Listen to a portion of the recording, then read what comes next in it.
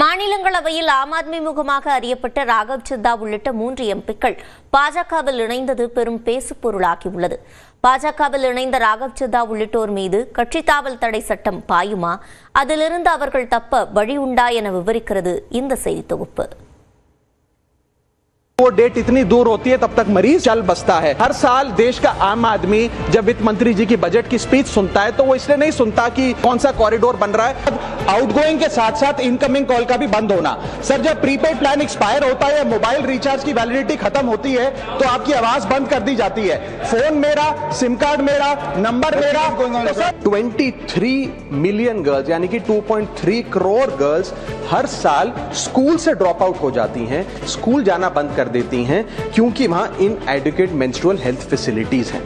நாடாளுமன்றத்தில் பாஜகவுக்கு எதிராக சரமாரி குற்றச்சாட்டுகளை வைத்த ஆம் ஆத்மி எம்பி ராகவ் சத்தா திடீரென பாஜகவில் இணைந்து அதிர்ச்சியை ஏற்படுத்தியிருக்கிறார். மாநிலங்களவை துணைத் தலைவர் பதவியிலிருந்து கடந்த 2ஆம் தேதி ராகவ் சத்தா நீக்கப்பட்ட நிலையில் ஆம் ஆத்மி தலைமை மீது அவர் அதிருப்தியில் இருந்ததாக கூறப்பட்டது.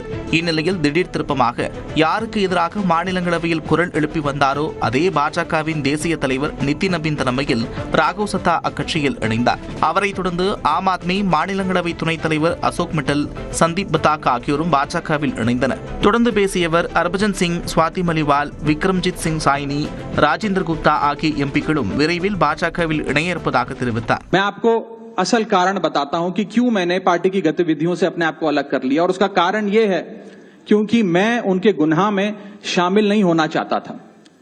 मैं उनकी दोस्ती के काबिल नहीं था क्योंकि मैं उनके गुनाह में शामिल नहीं था. மாநிலங்களவையில் ஆம் ஆத்மியின் பலம் 10 இருக்கும் நிலையில் அதில் 7 பேர் பாஜகவுடன் கைகோர்ப்பதாக வெளியாகியுள்ள தகவல் அக்கட்சிக்கு கடும் அழுத்தத்தை ஏற்படுத்தும். இதனால் ராகவ் சத்தா உள்ளிட்டோர் மீது இந்திய அரசியலமைப்பின் 10வது அட்டவணையின் கீழ் கட்சி தாவல் தடை சட்டத்தில் நடவடிக்கை எடுக்க மாநிலங்களவை தலைவரிடம் முறையிட இருப்பதாக ஆம் ஆத்மி தெரிவித்துள்ளது.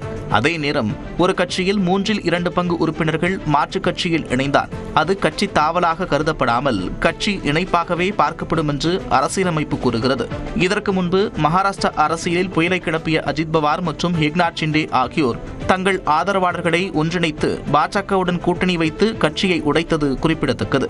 அதேபோல ராகவ் சத்தா உள்ளிட்ட 7 பேர் பாஜகவுடன் கைகோர்ப்பது கட்சி இணைப்பாக கருதப்பட்டு அவர்கள் மீதான தகுதி நீக்க நடவடிக்கை நீர்த்துப்போக செய்யும் என்றும் கூறப்படுகிறது.